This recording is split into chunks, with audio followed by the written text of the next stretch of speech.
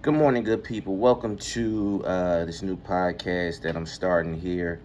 I was trying to wait to get all the equipment and all that good stuff, and then I said, you know what? I got to stop procrastinating, just jump out there and put the content out that's been on my heart. So I'm not worried about everything looking all super professional. We'll get there. I've got to get it all set up, but we'll get to that point eventually. The name of this podcast is going to be Getting Past My Anxiety and Procrastination. The reason for that is I have super bad anxiety, social settings, alone, whatever the case may be. And I tend to procrastinate a lot, tons of ideas, things that I kick around, but don't actually get moving on them. And so with this, the goal is we just gonna chop it up and see how it goes. I don't have any specific plans or agenda, but to share my story, to try to be a positive voice in such a negative space, and just to share some things. And so my name is JR. I've got an LLC called Diverse Horizons, where our goal or our motto is expanding your vision, elevating your future. And so what I want to talk to you about today is a message that's been on my heart since my grandmother passed away. My grandmother's name was Leola Johnson. Very great woman, loved by many, respected by all. And she taught me a lot in her last days. I'm not a pastor, but I do come from a family that's very heavy in the ministry. My grandfather's a retired reverend. My mother's currently a pastor of Unity Baptist Church in Orange, New Jersey. My uncle Bill is a pastor at St. Paul's Baptist Church in Elizabeth, New Jersey.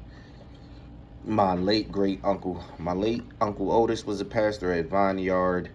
My grandfather, Reverend Bennett Johnson, was a pastor at Greater Mount Moriah in Newark, New Jersey. My Uncle Kevin's a minister of music.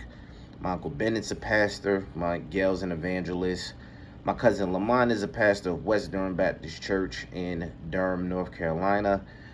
So the gospel and a relationship with God is heavily rooted in my family.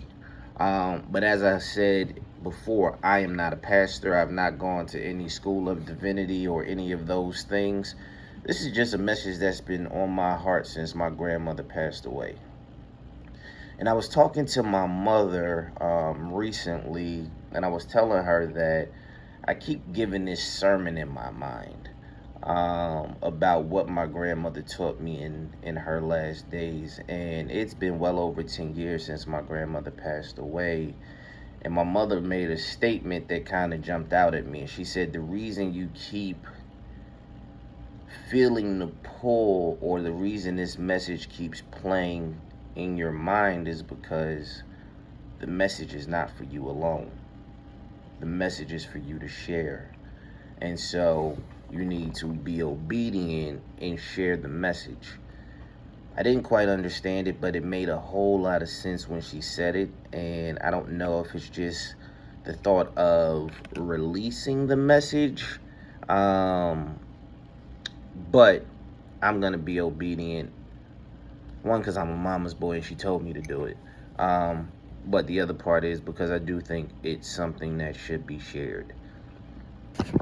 So the message that's been on my heart since that time is what my grandmother showed me about faithfulness as she was going through her trials and tribulations and dealing with what I like to call an unfair disease that took her far too soon.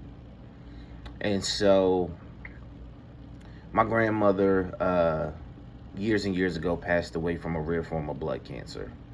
And it struck me as odd because my grandmother was always very, I never saw her doing anything to harm her body. Never saw her take a sip of alcohol. Never saw her smoking cigarettes or any of those things. Now, granted, we didn't eat the best. We like to, in our community, we like to cook. We like seasoning, salts, peppers, all those different things. And so those things tend to lend themselves to us being unhealthy at times, but they taste good. And so when my grandmother was going through her battle, and she battled for quite some time, more than a year, um, there were times where she and I would talk on the phone. And during that space, she taught me so much about faithfulness. Um, like I said, I'm not a pastor, but she taught me and showed me what it was to lean into the Lord and to rest in God's presence, if that makes sense.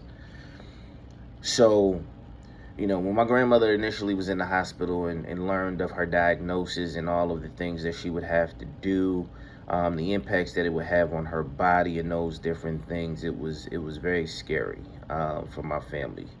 As you know, most times grandmothers are the matriarchs of the family that hold things together. They keep generations close and tied. Um, and she had always been that constant. And so for her to now have this new struggle was very difficult to deal with and comprehend. I wasn't quite sure of what the outcome would be, but one of the things that stuck in my mind was, why her? Such a faithful woman of God, who had always done things the right way from my vantage point. I didn't quite understand why she would be selected to go through such an ordeal. It didn't necessarily resonate or hit home for me. But I've always been one to try to find a lesson in every situation. And she taught me a profound lesson as she was going through and battling and having her fight with cancer. What do I mean?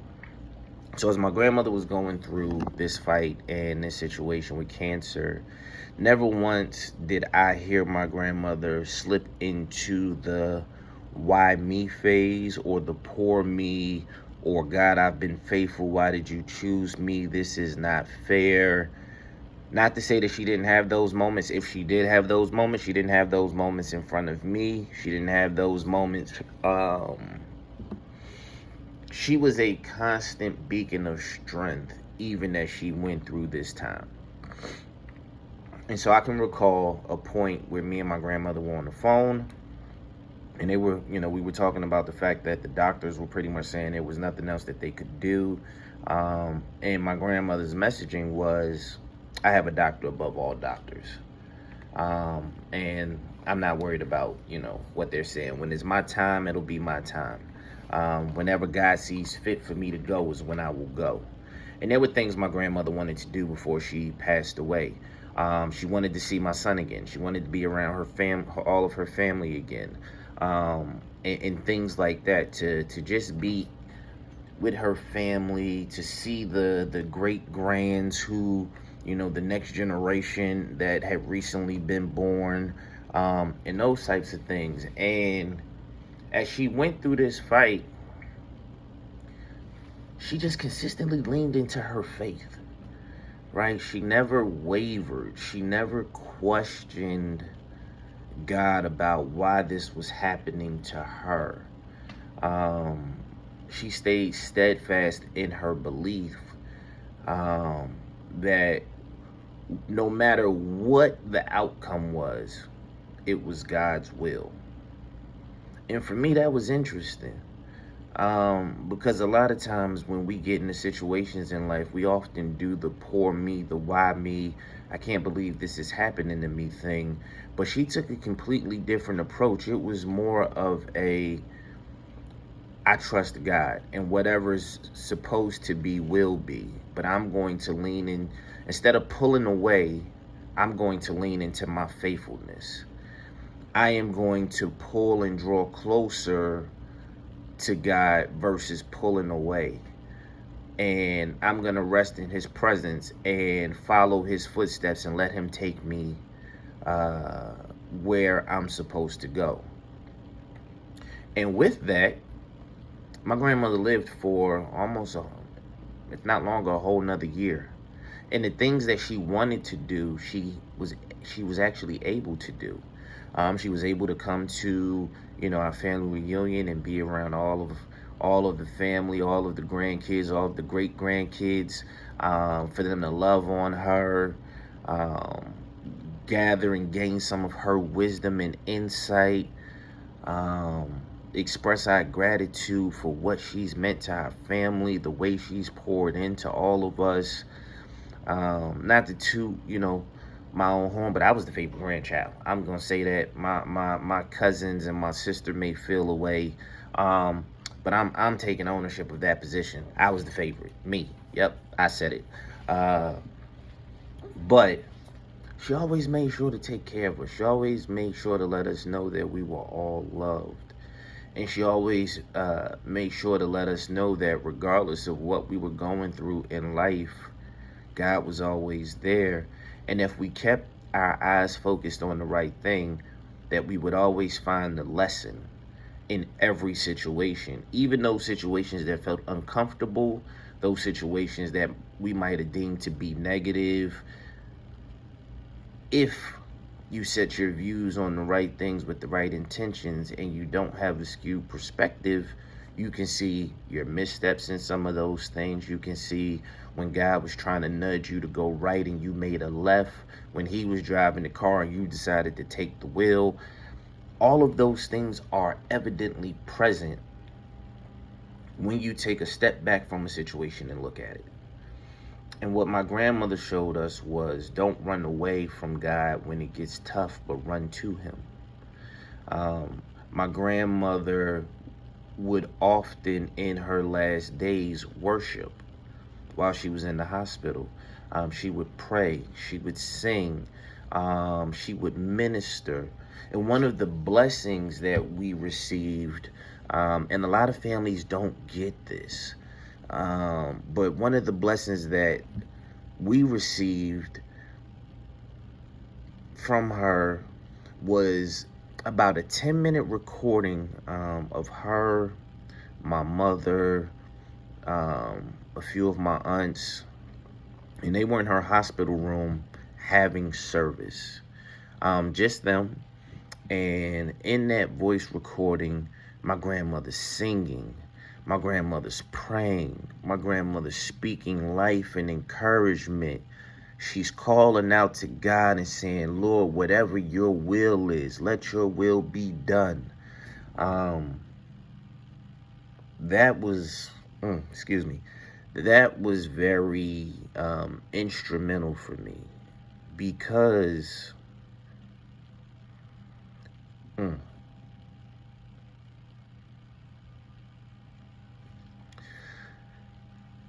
in a time when it would have been super easy to run away, in a time when it would have been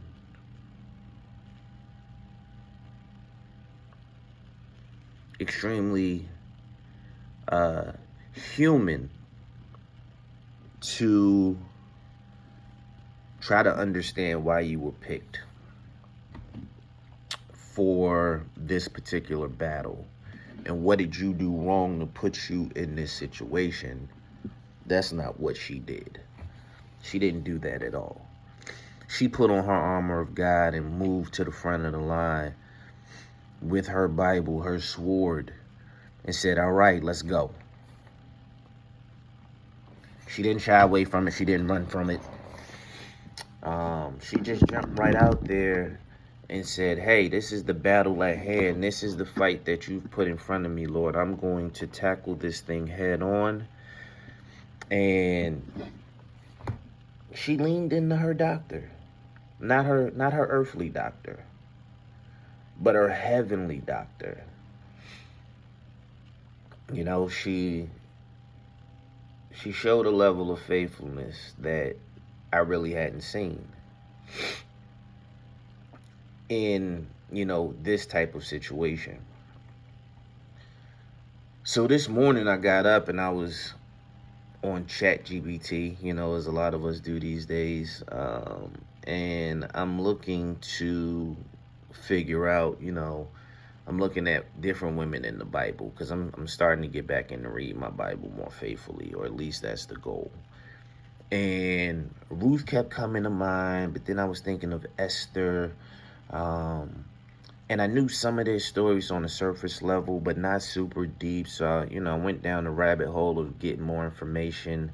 Um, and Esther kind of stuck out to me, right? When she was the queen and, she had the task of talking to the king, and she had to find the courage and the strength to have that conversation, even in the face of potential death, right?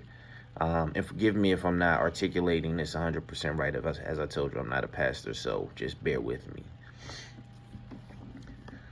But she found the strength and the courage to go do what she needed to do. And she leaned into, Lord, let your will be done, so to speak. And, whatever your will is, that's what it's going to be. And while my grandmother didn't necessarily have to go talk to anybody that would particularly kill her or could kill her, she was dealing with cancer that could. And instead of tucking her tail and running, she stood in the face of cancer and said, let's do this dance that we have to go through. Right? You want to waltz? Let's waltz. And she jumped out there and she had that fight, but she also had that fight with an armor of protection on her and around her, that if you're not faithful, you don't see. If you don't believe, you don't see, you don't get. If you're not devout in your beliefs, they talk about that faith of a mustard seed. She had that in spades. My Nana, Leola Johnson, was a very, very, very influential and special woman. And even in her death, she continued to teach me lessons. A friend of mine told me that one of the things that they want to do in this lifetime is live in the way that they pack their funeral. And at first I was like, I don't get that. That seems a little like cocky or whatever the case may be. But then as I took a step back, I understood what the person was saying. I want to have such a profound impact on society, that I leave this world better than the way I found it. And that the impact is far reaching, that people are just connected and tied to you, right? So when my grandmother passed away, I knew she had always been a great woman, a very caring woman, a woman a lot of people leaned and depended on for our family, for the church, and those different things. But it was at her funeral where I saw a whole bunch of extra love that I didn't necessarily know about. Right? Being a grandchild, I don't know all my grandmother's friends. I don't know all the inner workings. I don't know all the people that she touched. But at her funeral, there was standing room only. There was people at her funeral, politicians and different things that I didn't even think would be there because of the woman that she was and because of the life that she lived. And the messaging from the people in the room was consistently the same about her caring, about her faithfulness, about how she loved, about how she lived. I don't know. Sometimes a lot of people tell us, do as I say, not as I do. But for me, I want to do as my grandmother did. I want to live and be as faithful as she was. I want to have that belief that she had. that resilience, the ability when things get tough to set my sight on God and to believe that He will get me through it.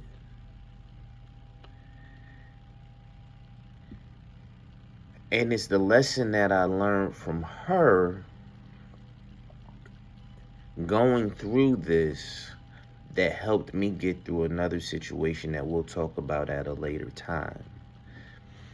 So for all of you out there that are taking a moment to listen to this, there are lessons in everything that we go through on a regular basis. You just have to open your eyes and look for them and see them. But there's also lessons in other people's stories that are around us, whether it be a loved one, a close friend. There's always a lesson. You have to look and discern, but it's there. And my grandmother taught me so much while she was alive. She taught me so much while she was fighting against cancer. And she's continuing to teach me in death. Even though she's not here, I still have those moments where I feel like my grandmother's talking to me. Where I'll be in a situation and I can just hear her voice, or I can feel her presence. And it allows me to refocus my mind on my energy where it needs to be. It's almost like a gentle nudge in the right direction. Boy, you headed down the wrong road. You zigging when you should zag. Fix it. Right? And so I want y'all to keep that in mind. Keep those people who keep you in a positive space at the forefront. Understand there's a lesson in everything. Be optimistic, right? Think about the positive things. Will you set your mind and your intentions, the things that you focus on? Those are the things, what you put out into this universe. Those are the things that are going to come back to you. Work on being a good person, being a good human, being good to others. What I've learned over these last few years, even when times have gotten difficult and the road has gotten rough, is that there's always somebody out there with a situation that's more difficult than mine. The other thing that I've also learned is that God gives his toughest battles to his strongest soldiers. And if you armor up, he'll walk with you if you allow him to. He'll show you the lesson that you're supposed to get as you're going through that storm. You miraculously find an umbrella that you didn't see while you were out there getting wet. When you're headed down the wrong road, he tends to give you an exit. It's up to you to take it, because we all have free will. But he'll open the door, and you'll be speeding, and you know you're on the wrong road. And then something will happen that gives you the ability to maneuver out of that space and to get back into alignment with your mission, with your purpose, with what you're supposed to be doing. And like I said, it's on us to take the exit. But if your eyes are open, before you crash out, 99.9% of the time, he gives you a door. He gives you a door that you can walk through that will help you avoid the negativity, the fallout, if you proceed in your current direction.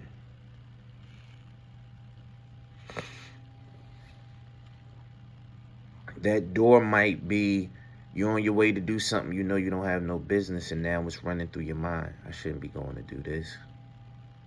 I shouldn't do that. Oh, it's an accident. I'm in traffic. I should just go back. Those are all opportunities. Those are all doors that God's opening and exits he's giving you to say, up, get off right here. Don't pass go. Don't collect $200. But it's up to us to listen. I've struggled with listening. Believe me. Still struggle. I'm not perfect. Sometimes I'm an a-hole when I shouldn't be. right? My better half will tell me about it. Sometimes my patience isn't where it needs to be, and I feel it in the moment. Sometimes I just don't do the right thing, and that's life. Nobody on this earth is perfect. But give yourself grace, but also learn from your mistakes. Also open your eyes, open your mind, open your spirit to what the Lord is trying to tell you. Now, again, I didn't come here to preach because I'm not a preacher. It was just something that was laid on my heart, something my mother told me I needed to do, and also a way for me to get past my anxiety and procrastination. So again, I like to thank anybody who sees this and takes the time to listen. Um, Thank you. I'll be on here more frequently. Um, and I try to build a better space to where y'all not just looking in my face with nothing in the background. You see this light back here shining and all those different things. Probably see the vacuum back there and all that good stuff. But it's not all about that. You know, this was something on my heart, and there's been so many times that I have not been obedient to the pull of having this conversation or giving this message. And like I said, I'm not a pastor, but that does not mean I'm not a messenger. Not saying that I am, but if God put something on my heart to tell you guys, I am going to. And if there's something just rattling around in my brain, like this is me working out my kinks and working through my procrastination and getting myself into a better space in life and more alignment, more open, being more vulnerable. But to everybody out there, thank you for taking the time. I appreciate everything. Just you listening. Go forth and be great. Love you all. Hope you have a great Monday. Your day is what you make it.